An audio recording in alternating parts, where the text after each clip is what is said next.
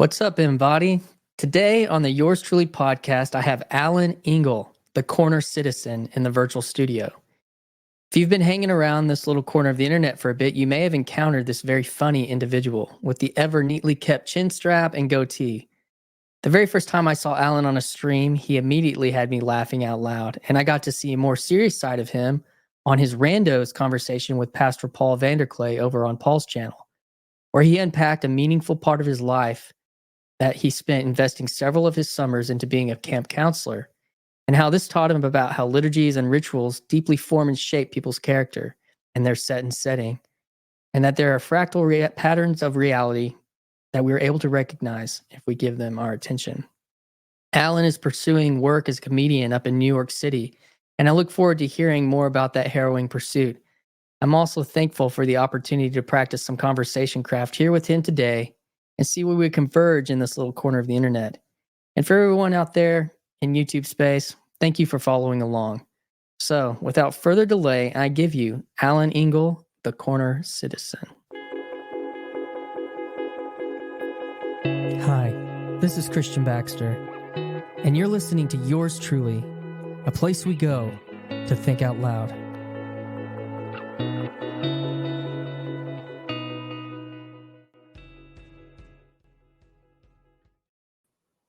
Ta-da! Sorry, I just got a gig doing comedy, so I gotta head out actually during the Oh, intro. congratulations, man. Sorry. Wow, yeah. So really things are popping off for me, so I probably we'll probably leave you all soon. So yes, you will ascend. You will ascend into greater heights. Greater heights. Allyn, man, glad you are here. Thanks, man. Yeah, no, I've been seeing your videos around. I saw your Friday Morning Nameless episode 7 of your podcast I was just listening to today. So I think it was on rebuilding your life. Oh wow. Yeah, that's so that one was an intense one. that was like the least most that's like the darkest one. Perfect for comedy. What happens when everything you believe collapses? Yeah, well, there's always, you can always find it somewhere, I'm sure. Yeah. Yeah, man, that was an intimate one, getting that out there. But I mean, it's been a journey. It really has been. So we were just talking backstage, which is funny because the first time I did a podcast with Chad over at Friday Morning Nameless, he said something about, we'll end this thing backstage. And I just was like, oh yeah, backstage. I remember. Because I used to do the whole traveling worship leader thing. We were just talking about gigging, as a comedian and that whole life. Yeah, it's very similar. It can be very brutal. The worship leader thing is a little different because there's this weird, it's like, I would think with like comedy and acting, it's almost all or nothing. With worship leading, there's this weird economy of church budgets. Like the church budget circuit is like, especially in the South, you might never like ascend, but it's a weird little economy that I experienced. Oh yeah. No, yeah. I mean, comedy is the same way. You get like the picked up to do shows or backyard shows, stand up, touring comedians, just doing the circuits, it's changing a little bit with like podcasts and everything, but yeah, it's very, there's definitely that element of just like, touring and looking to like be on that, capture some of those dollars and put them in your pocket. And, sure. So, but we're just a couple of artists, chopping it up, just talking backstage, letting people into our world, Glamorous world up. I just sometimes look out from the stage and I think like I could just never be a passive consumer like the audience, I just have to create, and my mind is so brimming with ideas, Cool. Yeah, man. That's funny. That's actually, when I was having this, my first podcast I did was with, that I kind of tried to do, we kind of co-did, it was Pete from Strange Theology. I think, were y'all in a estuary together recently? I think you were. Oh, Pete, redheaded guy. Maybe you weren't. I think I think I was with someone with yeah. Oh yeah, that little person. You know, the little people. One of the commoners. Yes. I've seen it many times. He was saying, you know, this whole all of us watched, if, at this point probably watched, you know, dozens and dozens of Rogan and whoever else 3 hour, 1 hour, hour and a half conversations, and just been like, oh man, yeah, that would be fun to be able to do that. You know? And that's Yeah. like you're saying, that the landscape is changing because it's just starting to like explode, which, you know, relate, that's fine. It's still fun. Oh yeah, no. I mean, I think there's that there's definitely, that's the ironic thing, is like so many comedians who are doing well now are so niche. It's the more niche you are, the better. Versus like being hyper general.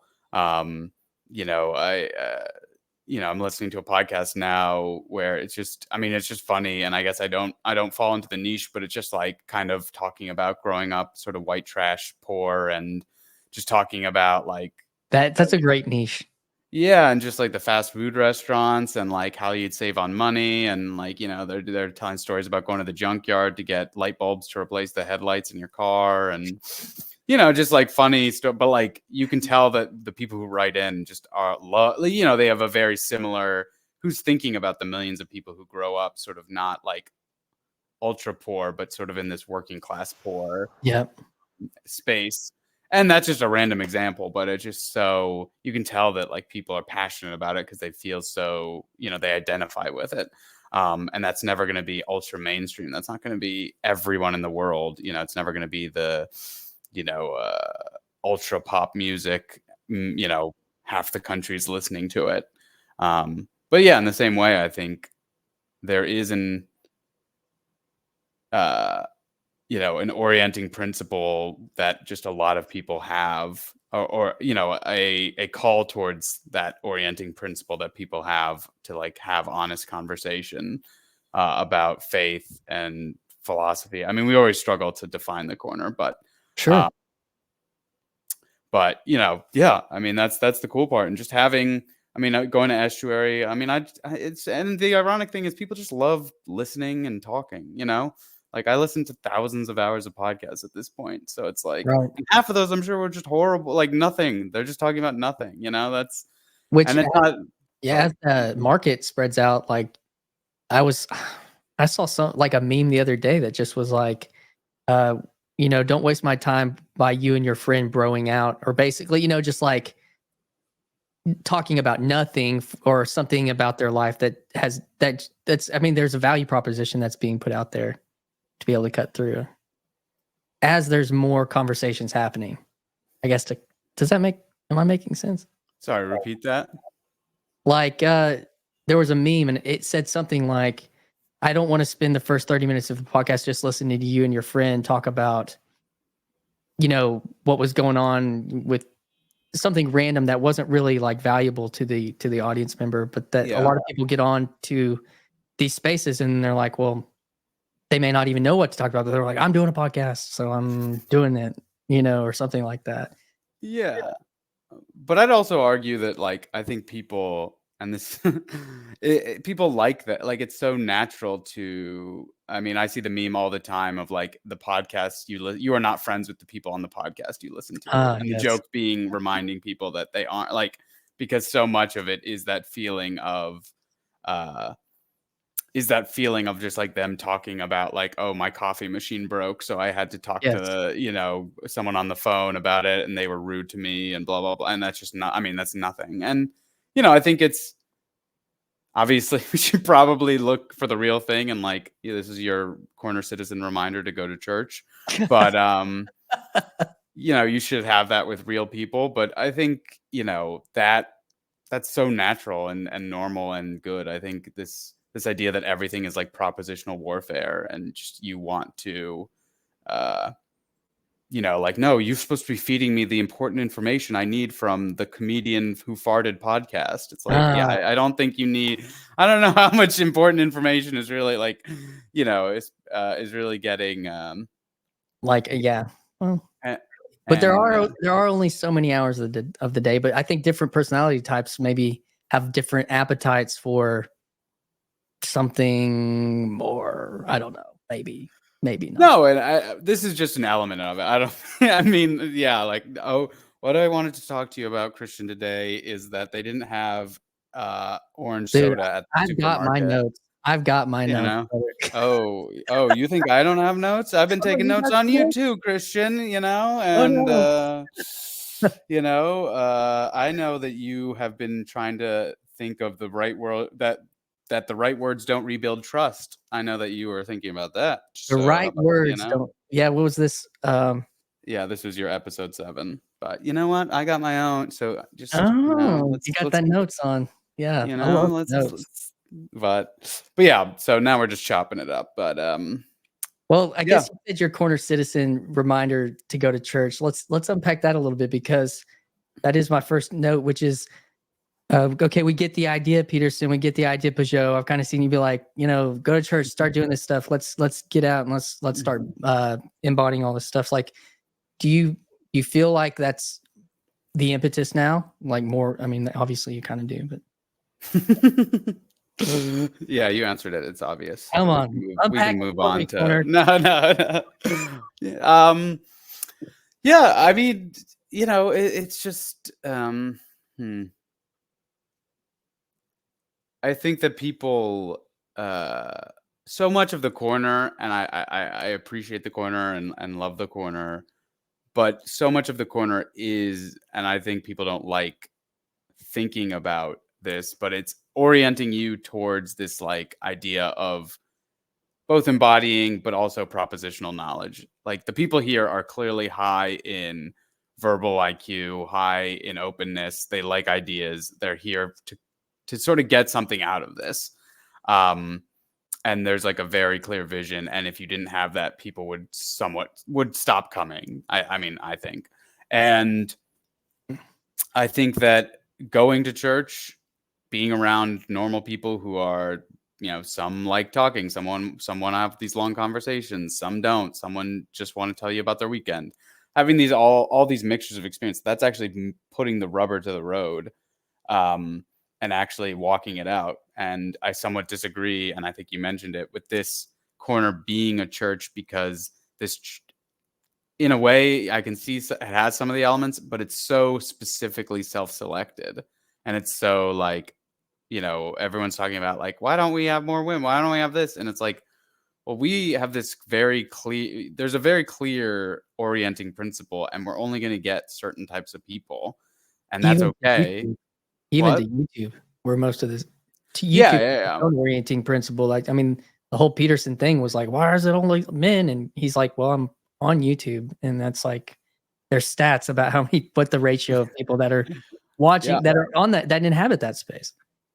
Yeah, and no church is gonna like have a perfect sampling of every type of person, but I think you're gonna get a lot broader of a sample, and different types of people. And learning to, when we say things like love your neighbor, you gotta you learn a lot about a lot of people never want to talk about Jordan Peterson. A lot of people never, you're like, okay, well, I'll just only talk about it when he comes up or when this comes up. And you kind of realize you don't get to set the tone, you don't get to set the rules. You participate in this group, in this body, and hopefully that body's oriented towards the higher principle. Hopefully it's oriented towards Christ.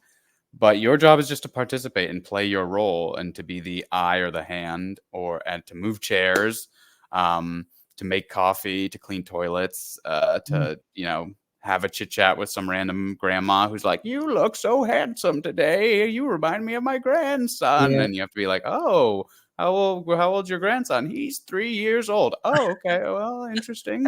Very interesting." "And my husband Edgar fought in the war." And like, okay, now let's learn about Edgar. yeah. And so like that's the putting the rubber to the road. That's the doing. So yeah, I mean, you just see that in this corner, people who are good storytellers, people that have interesting thoughts, people who are eloquent, well spoken, get so much of the attention, just get so much of the traction and the eyeballs and the mic time. Whereas when you go to church, it's maybe you do get to show off some of your skills in a certain way, bring your gifts to the table, bring what you have to offer, but so much of it is sharing and learning about others and participating and becoming allowing yourself to change to participate in this body. And so That makes me think a couple of things. One, I have a large background in camp ministry myself. Spent a lot of years, actually 10 years doing. I did 5 years full time at a camp called Centrifuge, which was like a Baptist camp. Oh, the one that had the big Satanist scandal? The one I have where no idea. No, I'm just kidding.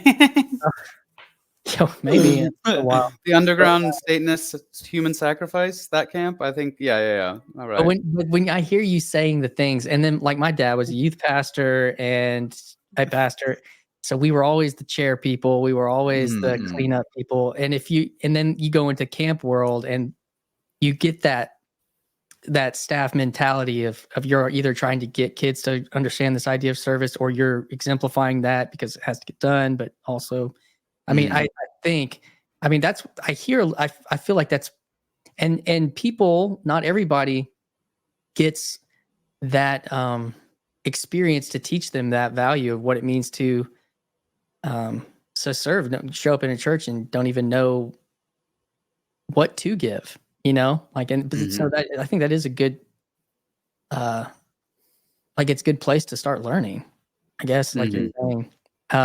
However, I guess some other churches don't really have the coffee and or whatever else. But it's funny. I heard Lance say the other day, he's like, I can't get my evangelicalism out of me at liturgy. I'm greeting everybody. Hey, how you doing? Like, that's so interesting. But yeah, I don't know. That's kind of what I hear some of. Do you feel like that's true, or am I just projecting that upon you?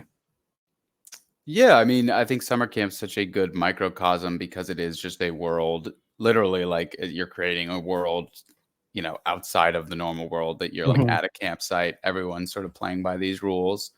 And so you realize for that world to continue, you have to play your role. You have to move, if you're a counselor, you got to go where if you don't show up where you need to be, the kids are just going to be alone without any, like there's not a lot of backups and safety valves, like we might think in the work world, where it's like, oh, if I don't show up to work, like maybe something bad will happen, but whatever, I don't really care.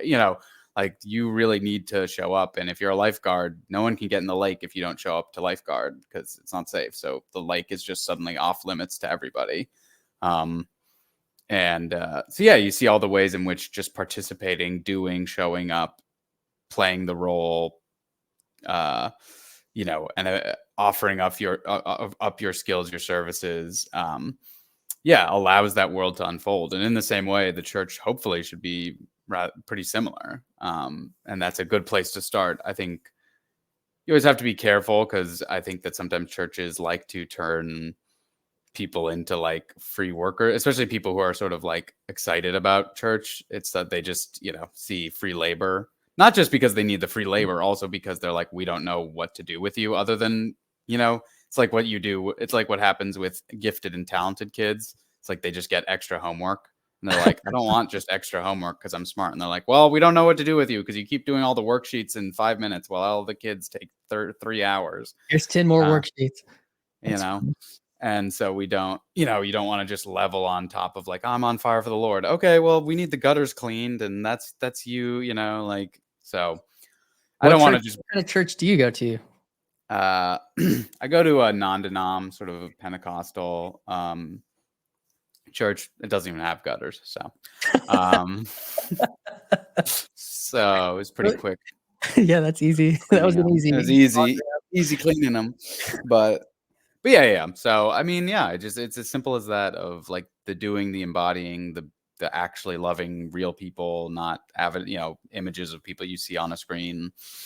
Yet here we are. Yes, that's so true. But that's the point, is that like church should be a microcosm of life, of the world. Church is like the bride of Christ.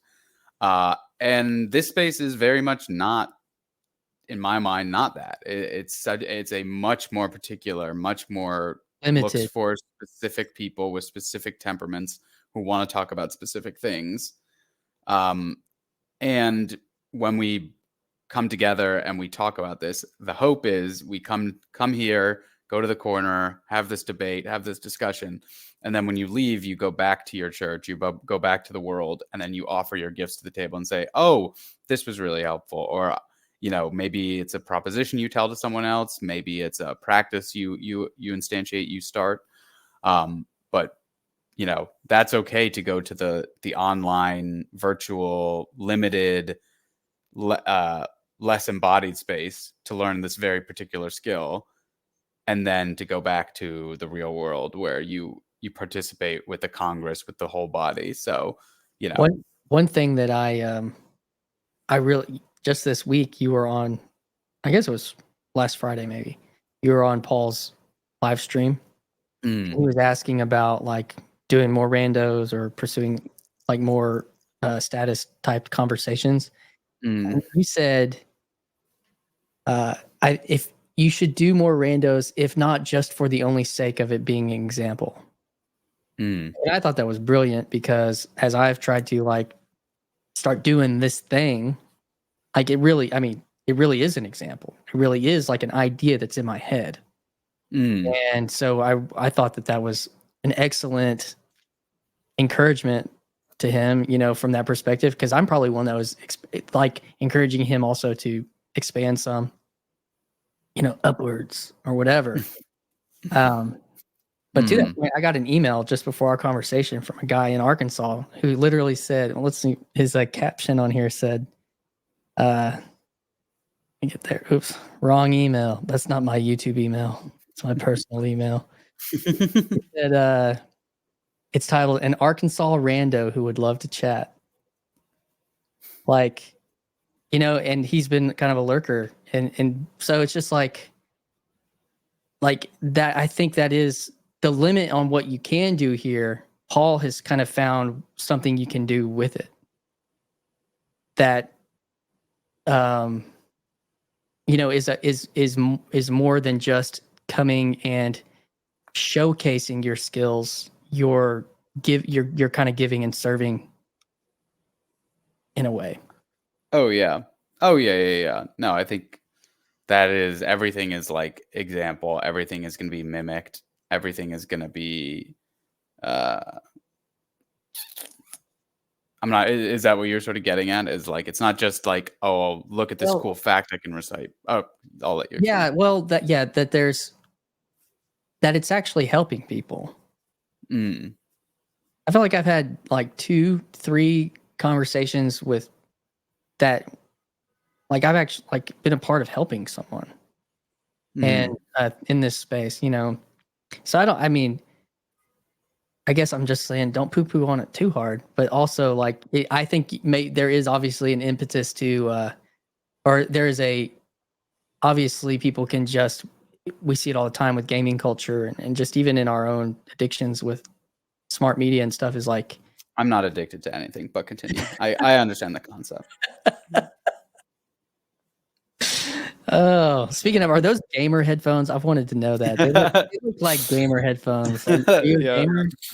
No, it's hilarious. My dad's, the company my dad works for, they all got these headphones at the start of COVID. So it's just a bunch of like 55-year-old men wearing gamer headphones. Like I would like look into his office and it would just be like him and a bunch of like 55-year-old men like in gamer headphones. And it was very funny. So I got a freebie. But yeah, I should get normal human looking. Although, side note, this is just an absolute random offshoot. To me, this is so convenient because this mic just stays by my mouth. As opposed to something like this. My assumption is that it just sucks and is really bad. And that sounds good to me. Yeah, exactly. All those tech nerds out there. I have the perfect setup. I'm a gamer. The perfect setup. I'm an executive at my, similar to my father's company. I'm a comedian. I'm an artist, as you can see. No, that's not even my own art. But, Well, talk to me about, you talked about niche down on your comedy. Like, how do you see your comedy? What is your comedy? I don't even know. big problem, which is that is the problem. I mean, I would say there's like a skill to comedy, like a lot of things that you could even like learn from a book or another person, or just through reps. And I did that. I did college improv and I did stand up, and I think the skill set. I have a basic understanding of the skill set, um, and um, I think that to get really good at comedy is when you find. I mean, in comedy they call it your voice. What you want to bring to the table, what you want to talk about, and honestly, in a lot of ways, um, it's not about just being good at comedy, do a comedy right now. If you're so comedic, do a comedy right now.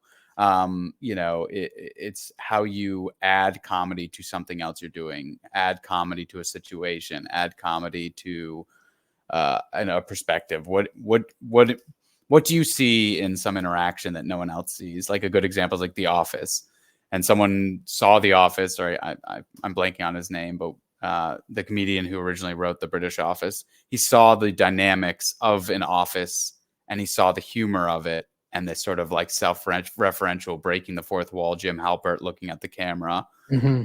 And he added, once he saw that, he wrote it into a script, and everyone's like, "Oh, that's so funny."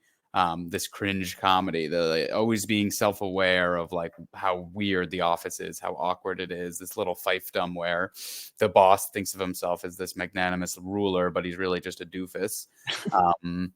Yeah, so that's a long explanation of like, good comedy is always what you're adding. And to be perfectly frank, I don't know if I've said this like on a podcast before.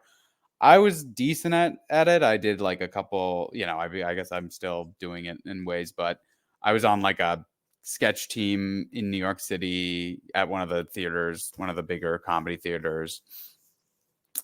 Yeah, but I think like what I found I was doing is I wound up being a lot more, even though it was funny, even though it worked, it wound up being very resentful Mm-hmm. towards sort of the audience and towards, I guess, even myself, of just like, don't you think this is funny, idiot? Like, isn't this funny, you dummy? Like, don't you believe this to be true, but it's actually stupid, dumb, And I think that that's fine. And obviously there's a lot of, there's aggressive comedy all the time, or like, just having a voice, having a perspective, right? Doesn't matter what that perspective is, can be helpful. But yeah, I think it was just sort of like, I wasn't, I had to go through a lot, becoming a Christian and whatnot. And I think prior to that, I really learned like, oh, well, we're all hypocrites and we're all sort of like doing evil things, or being, we don't like our lives. We don't like our day jobs. We don't, like we all secretly want to receive more and pay less. And, we don't, that's, the world of sort of the young professional who has no ties to anything, is just consuming as much as possible, getting paid as much as possible to do as little work as possible, and just being around that world. I think it just showed up in my comedy, and then sort of having the whole Christ is real thing, which is a big moment in your life when you realize, oh my gosh, all this stuff is true. Oh no. So I think from there it became hard to pick my, to do sort of at a like amateur, semi-professional level comedy. And I've found other outlets, other venues, interestingly enough. Right. It's funny, like you do find ways to bring your gifts to the table. Like at my church, they asked me to do announcements, and my pastor knew I Oh, was yeah. but like even that just became 10 minute, like 5 to 10 minutes of stand-up comedy. 10-minute announcements of Allan Yeah. Sunday Which is morning. like actually hilarious. I mean, it's just it's funny. I'm one of the first people to have my job replaced by AI, because now they have a slide and a slideshow to do it. But yeah, no, I mean, but that was like, that was just I would say it was a legitimate way to bring your gifts, because definitely the number of people who came up to me, who said hi, who like treated me like, as a friend. And that's one great thing about comedy, is I think that people, Disarms, yeah. yeah, and people see you as a peer much more because they relate to what you're saying. Whereas if you're like a performer or singer, you're like high up, and like Mhm. people are like, "Oh, I don't want to approach you because I'm nervous." Oh, you're much more nervous to approach, Bono or some other megastar than you would be to approach like some Nate Bargatze, some, Jim Gaffigan figure. Jim Gaffigan doesn't come off as like, you know, I Pretentious. mean, He's wearing pretentious. regular clothes. He's not wearing a tie or Yeah. whatever the most edgy fashion is and that kind of thing. Yeah. So, but the point of this story just being that it was a cool way to bring my gifts to the table, because I really did care about the community and want them to have a good experience, and bring myself to the table, bring my gift to the table. And you could do it in a way that it's like, this is for everyone.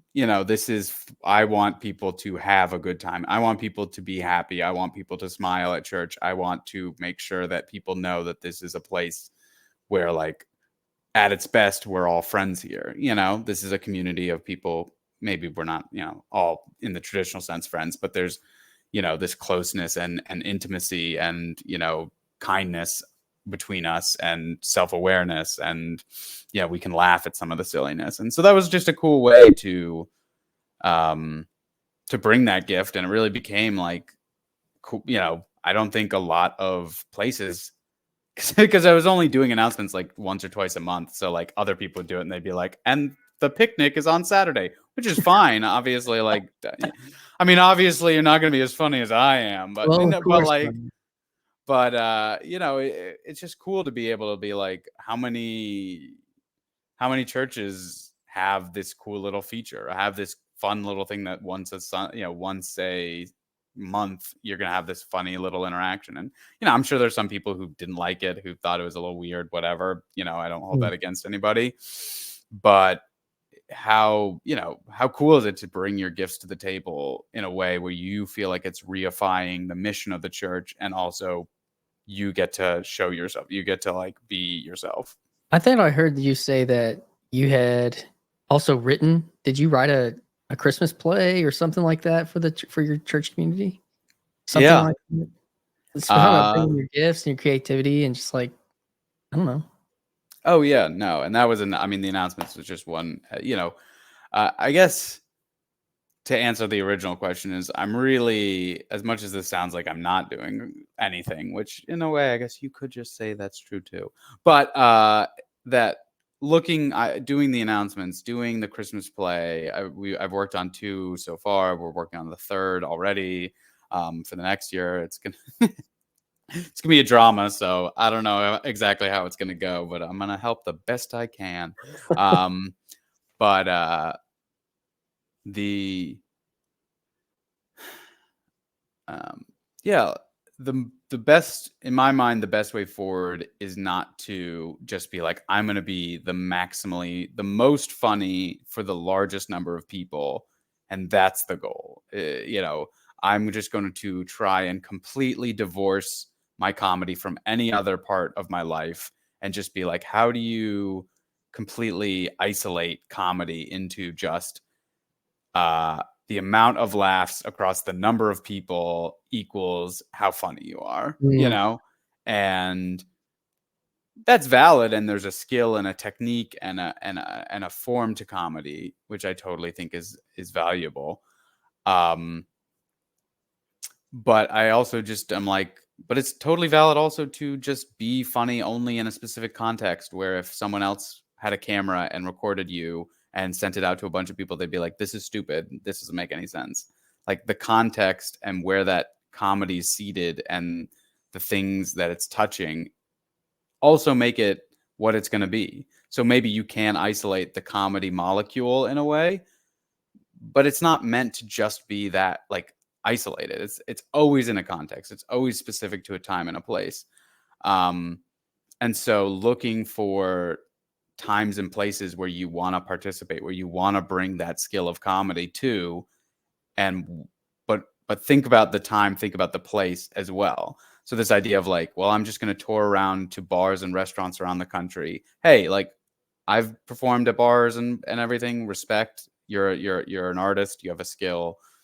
Nothing but respect. But in my mind now, I'm like, oh well, I could spend my time trying to get the most laughs across the largest number of people, or I can just focus on where do I want to bring my gift to, what table do I want to sit down with my gift? And if people say, well, that, you being funny at announcements at church is lame and low tier and low status. And, you writing the Christmas play, like, what are you, 12 years old? Like, that's lame. It's like, okay, that's fine. I don't, I'm not going to argue with you, but it's just, I totally think choosing your places. And even at the corner, like I'm happy to be funny in the corner because it's people I respect and like and people I relate to. So it's someone watching, not just a corner video, but a funny corner video is probably, 99% of people are going to be like, you and McMo yeah, did the show, I watched it. yeah, It was a good time. That was a real good time. yeah, And I also think like a big part of the paradigm shift that you're hitting on that I think is absolutely, I mean, I think it goes actually super deep spiritually, is strengthening a community. Like if all of us as individuals are trying to ascend to the mass, like we actually are not that valuable, like where we are. And I think you keep pointing back to that, and you keep, you're saying like bring your gifts home. And interesting thing, I keep kind of, I have this idea about like hyper local news. I live in a small town. I've mentioned that dozens of times here, and it's like doing this as business advertisement in a small town, like having an hour-long conversation with somebody where you talk for 5 minutes about the business, but then you like bring the person to a small, intentionally small community, like 1,000, 2,000 adults and this, consumers, but like also your community, your home, and strengthening where you're at. And you can do that with this kind of technology, actually, even though it might not be, if you make a digital podcast, it's not technically embodied if someone's seen that on their Facebook, but also I just think that's where we're headed. And I feel like you're kind of touching on that, like, and I think it's really serious. I mean, but of course you're talking about bringing joy and laughter and comedy into these settings that we think that, oh, this only belongs, with Chappelle and Rogan or whatever. It's like, no, I mean, I think that's kind of that's also kind of what I think the corner is kind of teaching, is like, no, it can belong in much different spaces and be much more personal. I don't know. I that's what I hear. Oh yeah. Yeah, dude. Yeah, no, I mean, I think undistilling the things, like mixing them back together, of just like, if you take, every high school has a couple class clowns or has a couple musical prodigies, and then you go to those people later and be like, what happened to your music? And like, oh, I quit. I'm not musical. I was good for my high school of 1,000 people, but I'm not actually that good. And it's sad to see like, oh, well, I mean, you look up something like weightlifting and like you think like, oh, I want to start weightlifting or working out. And then you're like, here's a 12-year-old who can lift, who can bench press 700 pounds. And it's just like, okay, well, I'll never be good at that. Better not try. Oh, like what you see are you saying like if you see all that on Instagram or something? Yeah, your world, instead of just being that community of your high school or your town, becomes like, oh, am I good at guitar? Let me check. Oh, okay. There are 1,000 million people who are so much better than me. The reason I have this studio is, I was trying to rebuild my life, as you mentioned earlier, from that. And I was trying to like put stuff and connect on Instagram. And it was like, man, this makes no sense. I'm not like going to capture anybody's attention. Now I don't have to all do it for try to get mass appeal, but it just kind of was also I don't know. There was something that didn't make sense. When I popped this video up on YouTube, and I didn't know about the corner. I knew it on a very general level, but that there was a community that was paying attention, and it wasn't huge. Ultimately, it's not huge by YouTube standards or anything. At least, especially the downstream from Paul Vanderklay.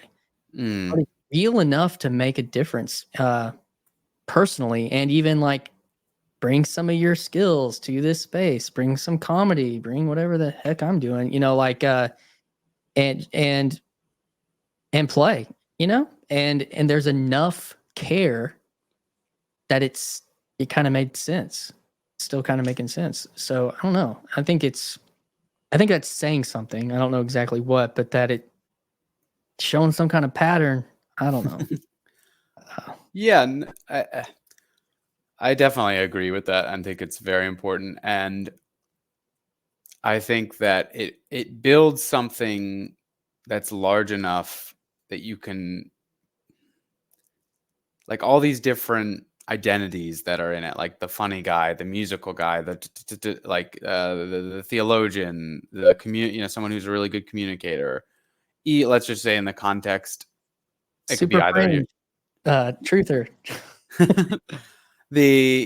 All these identities, and like having a pattern that's stable across time, the way in which we interact, like going back to the randos thing with Paul, like the way in which this medley comes together, the way that the fringe guy and the musical guy, and that there's going to be a live stream where someone's just playing music, or a live stream where two people are just talking, or a live stream anyone can jump on or off of. It creates something that's stable over time, so that you can actually give yourself in a more real way to that. And I'm not saying you should only give yourself to the corner. I could easily use the church as an example of like the same things. But I think when you see that stable over time of different people contributing to the group giving identity and protection to the individual, those trade-offs, the more heavenly bodies, the more earthly bodies, those trade-offs working with each other, then you can actually feel confident being like, oh, instead of buying, consuming an item, instead of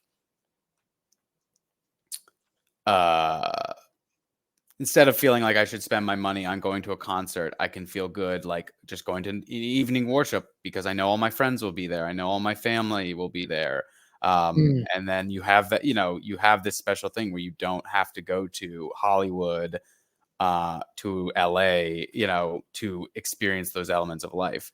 Because I think we often, the only things that are valid are at the highest level. The only smart people are on TV. The only talented people are on Spotify top of the charts, whereas like, here we can actually feel like, oh, this guy is, has this quality. And I appreciate it because it integrates with all these other people and all these other qualities. So it's like cross-reference approved, and I can feel good about, contributing $5 to a live stream, or spending my time here, or all the ways in which we give to another body. So that makes me. No, I think we're kind of hitting on something because, so I took my daughters to a Taylor Swift impersonator concert. Just 200 Taylor Swifts. It was 200 women just with like this. Oh, okay, yeah. Bodysuit and long blonde hair. Yeah, just all of them breaking up with their boyfriends every 10 minutes. Just yes. Oh man, that's some material. That's funny. Yeah, you could take that somewhere. So this performer had come here like a month or two ago for our local chamber. She's like out of Dallas. And I guess someone was like, hey, let's bring her back and do like a concert. And so we took my 10-year-old, my 14-year-old, big Swifties and everything. And I go, and I ended up being the one that took them. Surprising. My wife was like, I don't feel like going. And I was like, all right, well, I'm pretty spontaneous. And I was like, okay, I'll take them. And my 14-year-old was going to meet up a couple friends there. And my niece was going to go with my 10-year-old. So I was like, okay, they need kind of a chaperone-ish person. Mm-hmm.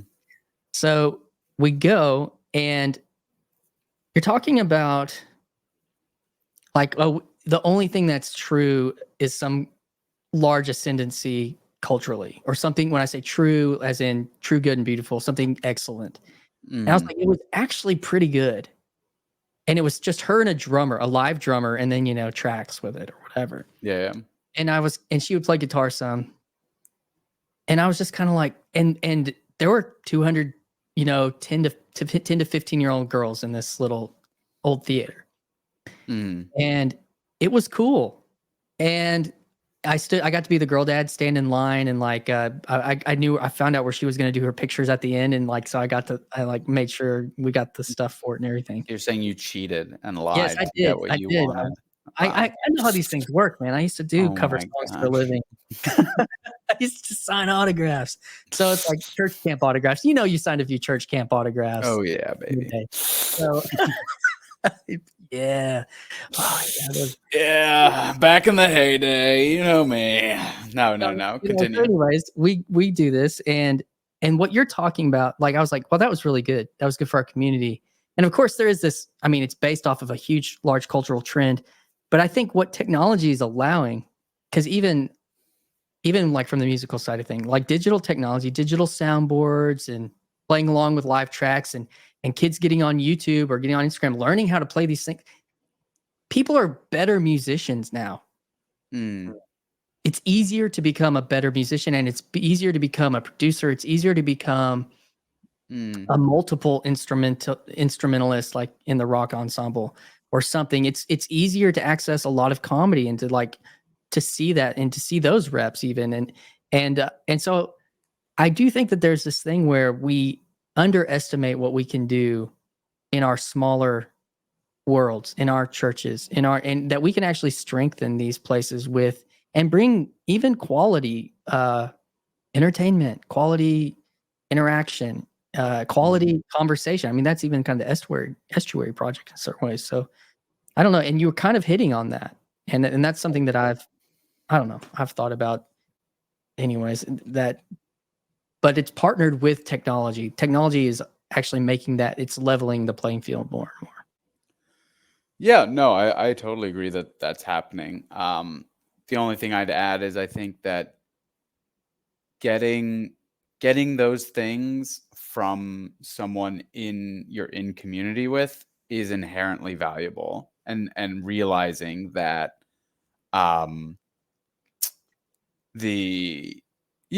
like an example would be that on a day off when I was working at that summer camp, I actually came back to the camp because our big 6-a-side soccer tournament was that day. And so for part of my day, I chose to go back to the camp and watch this soccer tournament. Now, I could go and watch, on YouTube professional soccer, or, go to a soccer bar, and watch people who are better at soccer than the kids. Obviously, these are 15-year-olds playing soccer. But there's something that I was getting from the community and getting from the traditions and the fact that this tournament's been going on for decades, and that I was like, I want to support my team, my friends, my community. And I didn't do that like, oh, well, I really want to do something else, but I should do this. It was like, no, I'm going to plan my day. This is the most valuable thing. Yeah, it's a different type of thing. And we like to isolate things into who's the best soccer player, who's the funniest person, who's the best musician.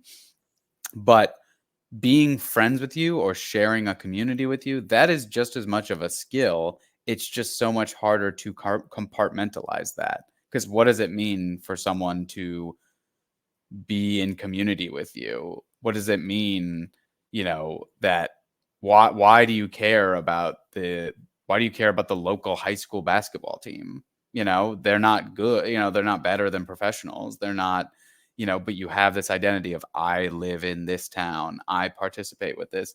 So yeah, I mean, increasing the skill level is definitely important, but I think also just realizing, getting those things, participating in the crowd, in the audience, participating in a conversation around the dinner table with people you're in community with, has its own quality to it.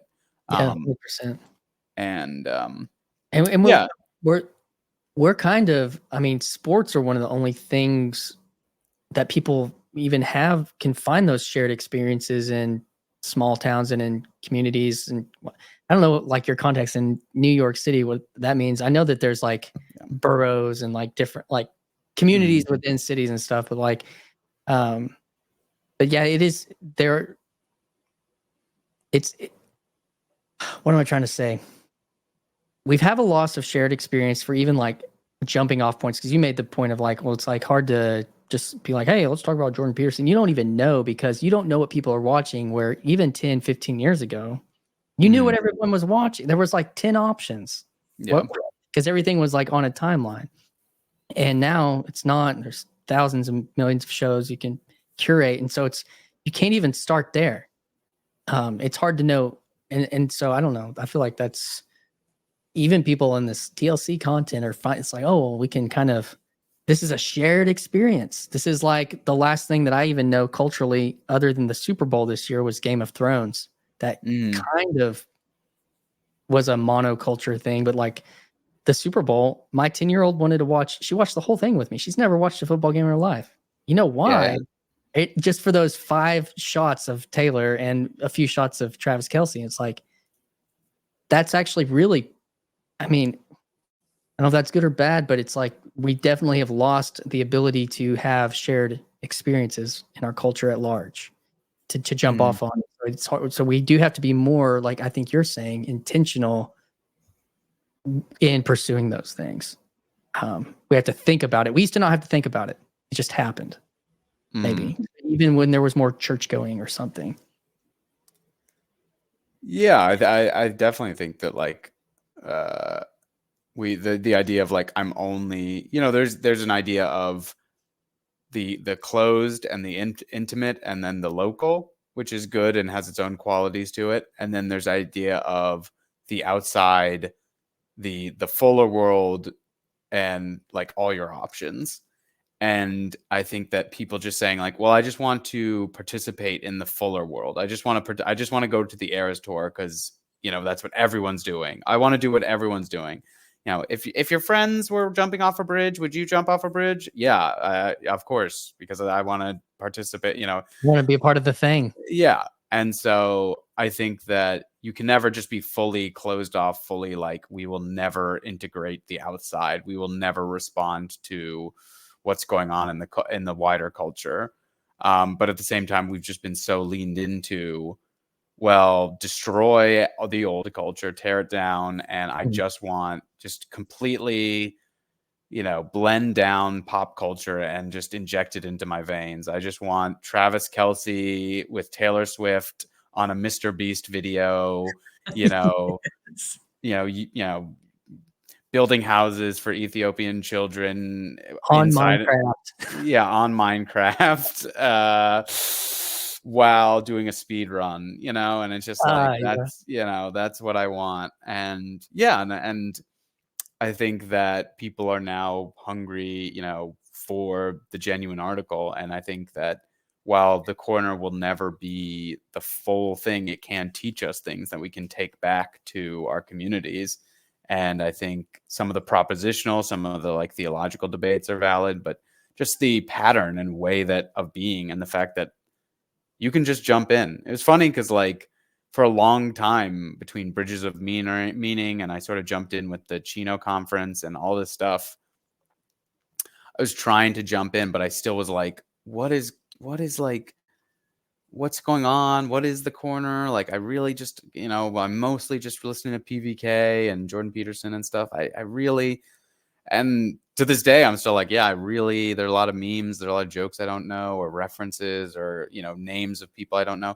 But I realized like, no, the doing, the participating, the jumping on the live stream, saying like the spirit here is important enough that it's worthy of my participation, time, attention, energy, money, whatever. It has a certain legitimacy to take some of that, and just to participate and to do. And I think people seeing that, oh, it's legitimate to participate. It's legitimate to go, oh, well, I don't want to go on camera. I have nothing to bring. I have nothing to, it's like, okay, no one can force you to do anything, and you should do it when you think it's right. But it's legitimate the conversations that are happening here, the spirit that's coming down here, the ideas, the habits, the patterns, they're all, it's legitimate enough that it's worthy of your time and attention, just as much as going to, and just as much as the next video on YouTube, just as much as the next, article on CNN or story on CNN. And I think that legitimizing force, we're seeing like how to legitimize like these interactions, how to legitimize community. Whereas like people are just stuck in the cycle of, well, I would show up to your, to your party, but I'm busy. And then I'm like, I know for a fact you're laying in bed scrolling through Instagram. Like, I'm not even judging you because it's something I would do, but like, don't tell me you're busy, when you're really just like laying down, Yeah. The one of the interesting parts you brought up as you were going through that, when you were giving that descriptive about like what, I kind of realized, I kind of felt my age for a second, because I do think millennials, some of us are like, we are kind of lost. We kind of lost because we were office people, like original office people. How old are you, Allan? 30. Okay, so I'm almost 10 years older than you. So like, and old man, I'm gonna skateboard out of here. Yeah, dude. But it's trying to find ways of connecting. When I was, I had other reasons why I kind of disconnected from the world, but but in that, like with a lot of people in that have found this space, it's like, well, there was, well, a lot of people since 2016, especially roughly my age, like you got crazy. You went absolutely crazy between Trump and COVID. Like wherever you land on that, you went crazy. It just happened. Like the whole world did. And then you're kind of like washed out of that, and you're like, the world has now changed so much. It was interesting to hear you say things like Mr. Beast, and obviously, but that I didn't have that as just an automatic reach for a type of monoculture. Like that was more in your reach. There's plenty of 40-year-olds that know who Mr. Beast are, but that's like, I'm already YouTube native for, and my son's watching some Mr. Beast, and it's teaching me so much about advertising, because what do you want? I want to go to Walmart and get a Mr. Feastable. I'm like, what? It works. It works that well. Like it's that good.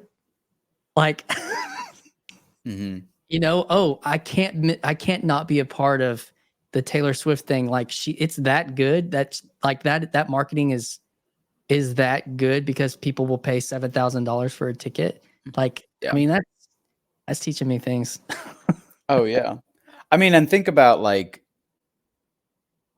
we were talking about isolating and like,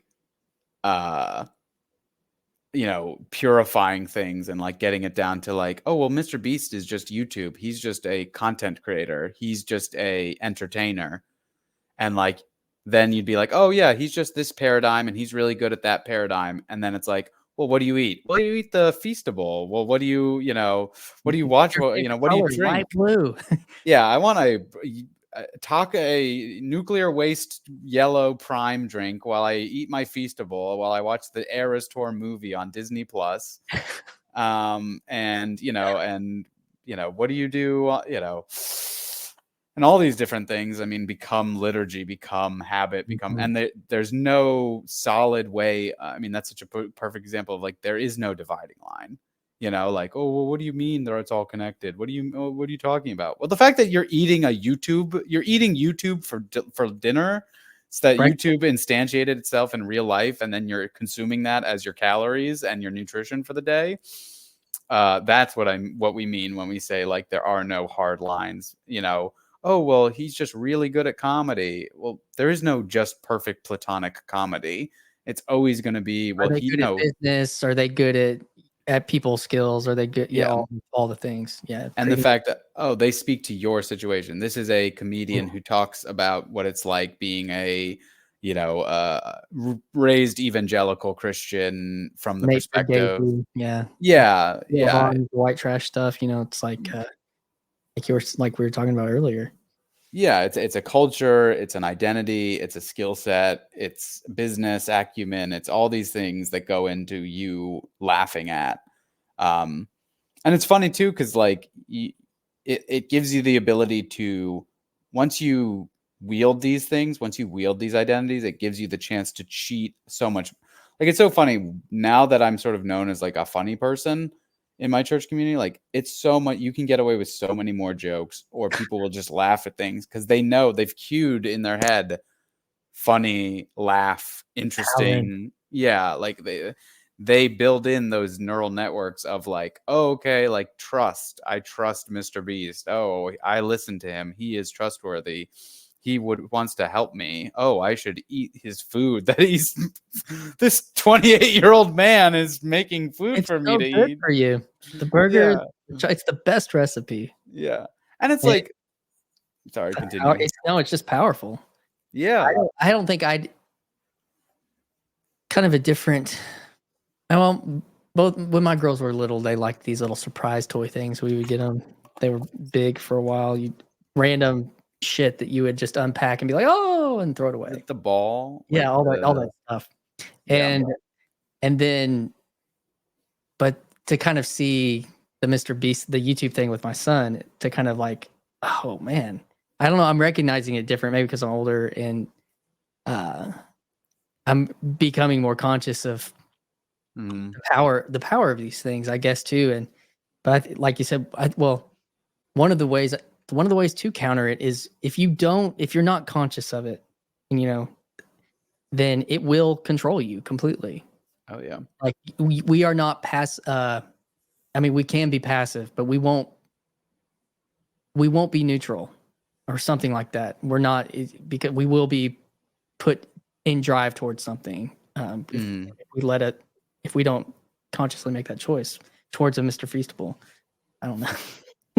Yeah, and it's I hate like just demonizing. Like I'm sure the Feastable is like completely fine. I'm sure it won't kill you immediately by taking a bite out of it.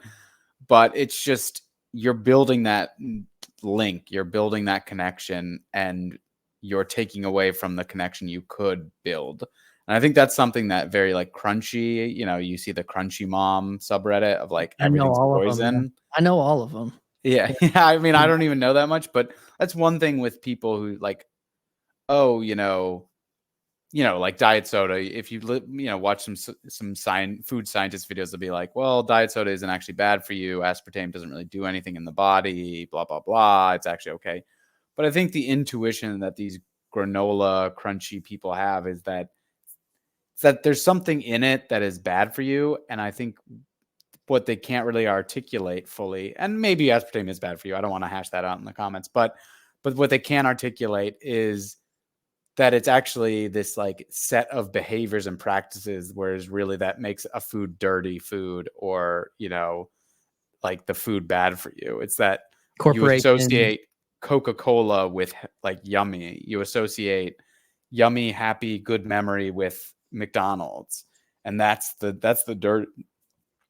The good food and the bad food isn't necessarily just the ingredients, although obviously ingredients can be good or bad for your health. But it's that you're building this neural network of, oh, I was always happy when I ate McDonald's. I always feel good when I unwrap that toy that's in the kids' meal, and that food.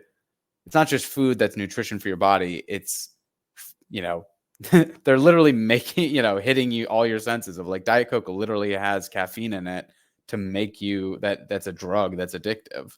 That literally, it's funny because now as an adult, I can definitely like if I have a cup of coffee, I I'll later in the day be like, oh, maybe I'll have another cup of coffee and be like, no, I don't want it. I'll be like, why not? That'd be nice. And then I think like, oh, because I already had caffeine and I don't want it anymore. Like you can start to feel like, oh, before I drink it, I'm really want a coffee. And then afterwards, I'm just like, yeah, I don't want it anymore. Not because like I'm full or gave me calories or something.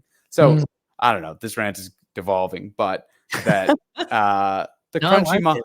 the crunchy moms have that intuition, and I don't think it's just like nutritionally bad for you, but that that there's something that's inside the product, but it's not necessarily captured in just the molecules of the product. It's captured in the behaviors and the psychology of how they're training you.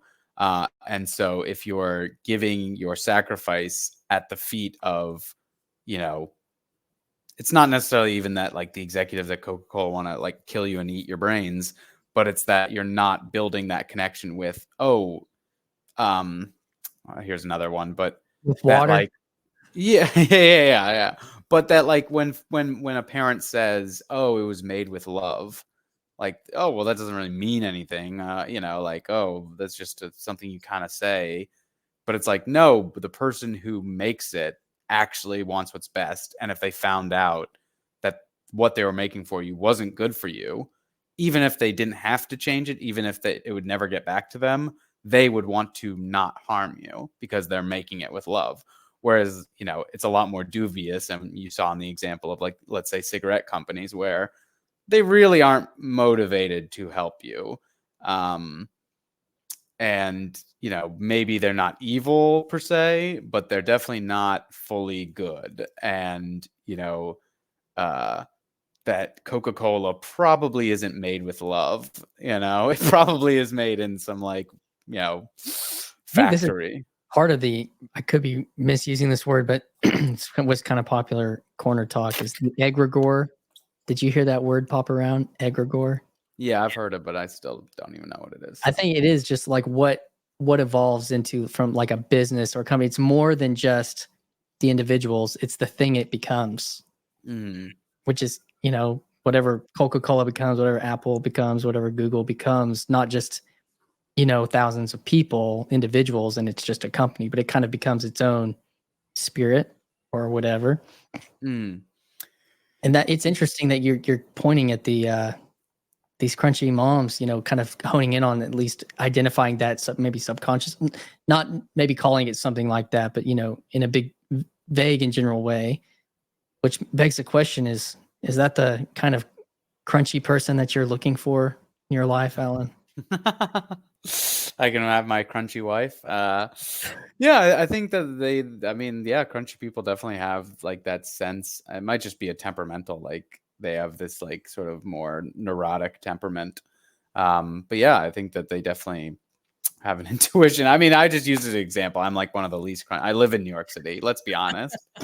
I haven't seen a leaf in a few months at this Pizza, point. beer, So and whatever else. yeah, let's not kid ourselves. The last, I don't know. I'm not likely to go on a hike anytime soon. So, if you are, But you're out there and you like what you're seeing. yeah, I mean, I appreciate. I mean, you see it, whatever. I see enough of the all, at my church that all products made by companies are secretly trying to kill us. So, I appreciate it. I appreciate the care that goes into the basic fundamental idea that like you should be on the watch. So I think a healthy distrust. yeah, and just a healthy distrust for like these larger bodies, these corporations, or these ideas that circle around, or that you're wasting your time when you do X or Y. Oh, I don't have time to. Oh, I hate cooking. Oh, you hate doing the thing that keeps your family alive? That's strange. Oh, you hate doing the thing that everyone needs to do all the time? And it's like, I'm not a master chef by any stretch of the master imagination, but I cook a lot for myself and it's fine. It's like sometimes enjoyable, sometimes not, sometimes more of a chore, but it's I don't view it as like cooking. What are you, insane? Like, it's strange in the culture. It's just so acceptable to be like, I hate, oh, I never cook, I hate cooking. And it's like, well, maybe if you're, I mean, even people would be like, well, I would just order out, which I just don't understand because it's so expensive, even the cheapest thing to order out. So, like just anybody who has an appreciation for like, well, yeah, it's something I need to do. So therefore, and it's something my family needs. So therefore, I actually in some way like it, or at least have a good relationship with it. Yeah, and I don't mind cooking. It's fun. It can be relaxing. Put on a podcast, hang out, chill. It's true. Put on a But yeah, live stream. yeah. Hop on a live stream. I've seen people cooking on like trail country before, like they're stirring a pan and stuff. The I'm gonna kind of, as we're kind of like we're closing in on some time, but like I wanted, this is way backwards, but I can't remember exactly. The only thing I remember from your conversation with Paul was that you used to listen to Sam Harris. So that like told me just a little bit, but like, and you said there was like a pretty serious moment where that changed for you and it kind of maybe knocked your direction a little bit into a different direction. Like, could you unpack it a little bit? That story? Yeah. I mean, fortunately, I never was a super new atheist. Like, thank goodness. There's always some amount of respect I had for like faith in general and the Christian faith. And maybe that would, maybe that was just purely I was raised in the church and I was rooting for Team Church. But I think that, I mean, I'm trying to think exactly how far back it went, but it was probably around the end of college. But I think college just raised more questions than answers as to how to live a good life. I mean, it was just a normal liberal arts college, and people were partying, people were studying, people were just going about their days, but there never seemed to be this like, this is the values of our school, our hallowed institution. It's just like, okay, it might as well be, it's basically a high school 2.0, except this time there's no parents, and which is fine. I mean, there's nothing inherently wrong with that, but you're kind of thinking when you're applying for college, people are acting like these are hallowed institute. How this is the most important thing you'll ever do with your life, and if you can't get into Harvard, get into Yale, and if you can't get into Yale, then get into this, and just keep notching one down and get into the best school, and you'll have that diploma for the rest of your life, and it'll tell you who you are. I'm like, okay, that's fine, but then you go and you're like, this is just, there's no telos, there's no clear direction care that these institutions have. It's just, kids partying, drinking, studying's going on. I'm not going to say it's just full Animal House all the time, but it's, people have different values and, whatever.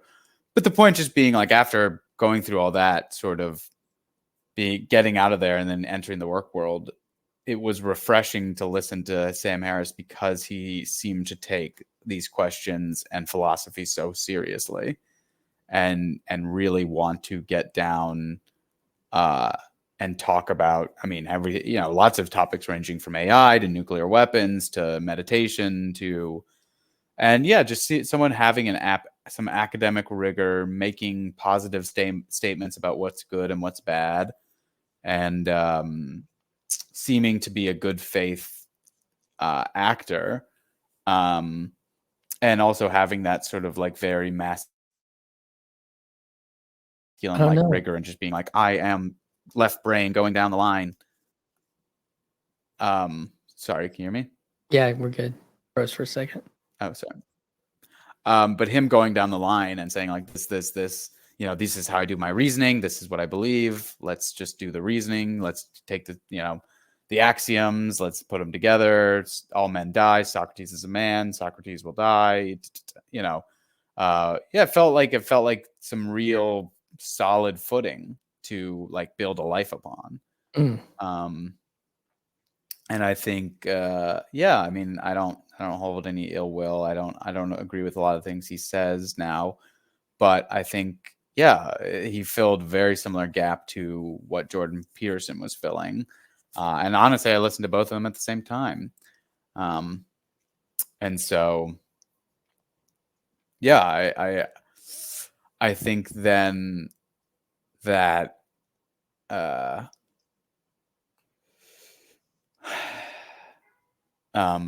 going through some of the things I experienced, sort of having a crisis of belief, allowed me to then sort of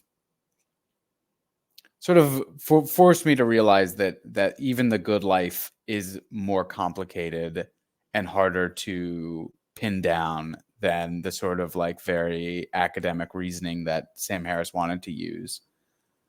If that makes sense. Yeah, it's more bottom up.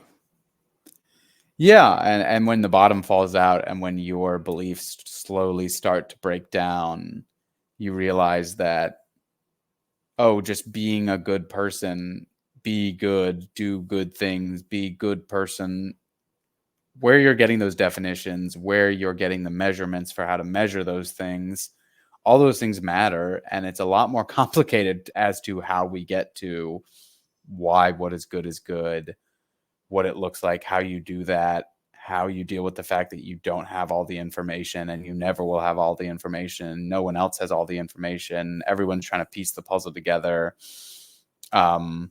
People have different value systems.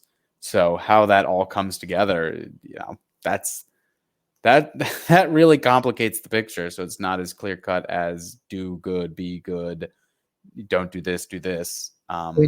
When you were, I don't know what the timeline on kind of things falling out for you, but kind of sounds like, well, obviously he may not have thought he was, but stuff like the Tom Holland's History Project kind of is showing how much he was taking, the whole crew was taking for granted. In the whole what was New Atheist Project. Yeah. Oh yeah, they were taking civilization for granted, like that it is more complicated, and the things that it's not just, oh, if we just exist, we'll naturally be, and as long as we have good science, everything will be okay. When did that, so what was the time for you when that started to kind of fall out, where it didn't seem to make sense anymore? For me, it's pretty like tied to late 2018, early 2019, because I mean, I had a bunch of personal life things happen at the same time. But yeah, I think, I mean, I really had to, it was very ground up for me in that, like, I wasn't like, oh, yes, Jordan Peterson is now making more sense to me than Sam Harris. I will apply his methodology. I will apply his reasoning to my life, and just more sort of my life not making sense to me anymore, even though it was like, by all definitions, probably a pretty good life, to be a young person with college degree, having an okay job, making an okay amount of money. So yeah, you really had to just like, I mean, to the extent where I'm not very like I'm not super charismatic, but it, like, even just having like a dream that like really affected me and changed my perspective. So that's just saying of like, I think with the whole, it did align with some of the Jordan Peterson stuff, that 2018, 2019, as he is getting, got super popular sort of in 2016, and then more of the content keeps ramping up. But yeah, so that was my experience, was yeah, it is the bottom falling out of my own sort of suppositions and things I believed, and yeah, having sort of like, what were some of them? well, I think coming out of sort of a good, going to college, that you want to get a good job and you want to have a good family, and I also Like put a the lot of, American dream felt like it kind of crumbled a little bit. yeah, I mean, it wasn't, I don't want to sound too cliche, because I think a lot of it was also, it was also not needing things that it turned out you did need. Like, I always thought if you dated someone who was really smart, you would just be fine, because you would just be smart enough to do the good thing and not the bad thing. Like, literally, that was the level of my thinking of like, oh, I just won't date an idiot. The people get divorced because they're stupid. It's just, oh, it's obvious. Like, it's better to, don't they realize that the outcomes for children of divorce are worse than the outcomes of children not, don't you realize that Oh man, X and Y happen? Which sounds like so we're gonna have to figure it out this way. I'm like, but we're tied. yeah, I think intelligence and hard work sort of took on this, like, well, you know, oh, we'll just figure it out. We'll just do it, just do the things and it'll be fine. And now those will protect you from, the pain of life. Those will protect you from the hard experiences. And yeah, it turned out not to be true. It turned out that, a lot of the problems are more complicated than just having a high IQ or being very industrious or, pursuing your passion of comedy or all these sort of idols that you build up in your head of like, this will protect me, this will keep me safe, this will fulfill my life. So yeah, I mean, but when those things crumble, it's like, it's a toughie.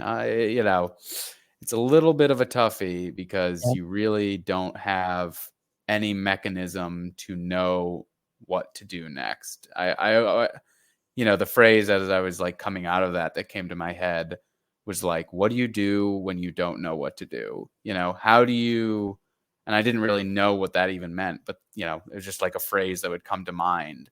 And, I think it was my way of realizing that my orienting principles had sort of gone away and that I needed to come up with new ones. And it's like, what happens when those things crumble? What do you do? What's the actions you can take? And that's that digging around, looking for the fundamental things that you can find as a bedrock, I think are the things that led me to like a faith in Christ.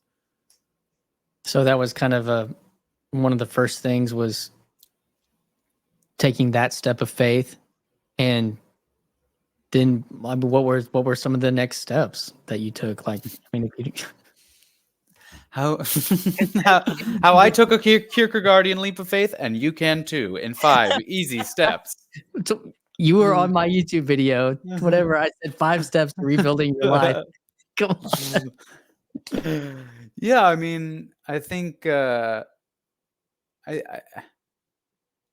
think yeah, like having having sort of the idols and the things that protect you in your life. I mean, yeah, having your idols crumble. I mean, it's not something I necessarily did, but it's going to be helpful. It's going to be the things that in this world that you put your faith into, realizing that they can't help you, they can't preserve you, that the world is more complicated and those things will pass away and even you will pass away in some sense. It really makes you question what are the lasting things. And I think that draws people towards that Petersonian wisdom of like, he seems to be saying things that make sense. And, when he says something like, the same circuitry that works in lobsters is at work in you. Like, you're like, oh, there are certain things that stay over time that aren't blown away in the wind, and so you start looking for and I think that points you to the patterns and the ways of and points you outside of just the purely propositional box. So I mean, I think I went to I moved to New York. I was sort of going through all this and I was like, well, I'll just do comedy. Like I'll just focus on comedy because that's something I can excel at. That's something I can be good at. That's where I get good feedback. That's where I get patted on the head and told I'm good. And you sort of doing that and realizing like, this can't preserve me. This can't save me. Like, this is not a salvific force. Even if you do get good at it, there's like a hollowness. There's an unfulfilledness in that. And there's like a fuller, a fuller love that you're looking for. So I think that, when you say like, oh, well, I will do the thing that gets me positive reinforcement, that gets me external validation, this will be good for me because I will feel happy. Once you sort of break down that system of thinking and you realize that there's something that is beyond yourself, sort of where, like Vervaeke says, like, what do you want to exist even when you don't exist? That there's something that's outside of yourself that's good that you want to participate in. Yeah, that can sort of get you on the track of faith, and that and a lot of reading Dostoevsky novels and reading about people suffering horrifically and doing horrible things and being evil and paying for their sins. You're like, okay, well, I was literally during COVID where all this happened. So like I was up in my like literally the childhood room I grew up in, and my parents are like, "It's dinner time," and I'm like, "I'm learning about the human condition. I can't come down for pizza. I got to learn about the nature of good and evil. Shut up, Mom." Oh, that's great, man. It's so interesting. This, that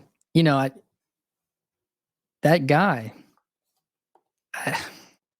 It's kind of hard. I mean, in this space, I've had this conversation with my wife because he has kind of his shadow side that gets propagated, and talking about Peterson obviously, but like, and it's like, what is it with this guy? And like, I can get on here and basically every single person I've had a conversation with, like, can trace some pretty significant work in their life connected to some wisdom or something that he was putting out into the culture that wasn't being put out. And I think he's calling religion, he's calling Christianity to be what it says it is. Like stuff about a cross and a crucifixion and like heavier things than maybe what we've thought could even hold it up, with relevance or something. If we're relevant to the culture, that'll hold up this thing. And all that stuff kind of, like you said, it kind of fell out for you, fell out for me. And he was a very helpful guide in some pretty low times. So I think that's a good testament. And I hope things continue to like round out in his life. But it's just wild. It really is just wild that he has had that kind of impact. Gets you reading Dostoevsky. I can't even say it. So like, I mean, I'm pretty sure that's why you were reading him. Yeah. I definitely heard of Dostoevsky from Peterson. Yeah. So, all right. Well, dude, I'm gonna wrap this down. I think I've got some family calling me here, and I don't know if you have any last words. Last words. Is go to church. Jesus loves you, and he'll be disappointed in you if you don't. No, I'm just kidding. No, is I hope that people continue to embody more, to lean in, and that hopefully, I'm here on the parapets with Christian Baxter, and we're trying to build a space, I think, that is safe for people to commit to give their time and their attention to, and worthy of their time and attention, and that hopefully we're through that making churches, participating in them, making them a more beautiful bride of Christ, and making them, a place for you to go and participate in. And so that's the hope, is to do these good things, is to make it so that you can participate in these spaces and it be worthy of your time, more so than the Mr. Beast, Travis Kelce speed run Minecraft till 1 billion views, Yeah, man. Well, go make some competing content, some fun comedy content on your Quarter Citizen channel. So, yeah, man. Well, thank you for coming on and starting this conversation, get to know each other better. So, all right, man. Well, I'm gonna bump us out, and we'll end this thing backstage. Hi, this is Christian Baxter, and you're listening to Yours Truly, a place we go to think out loud.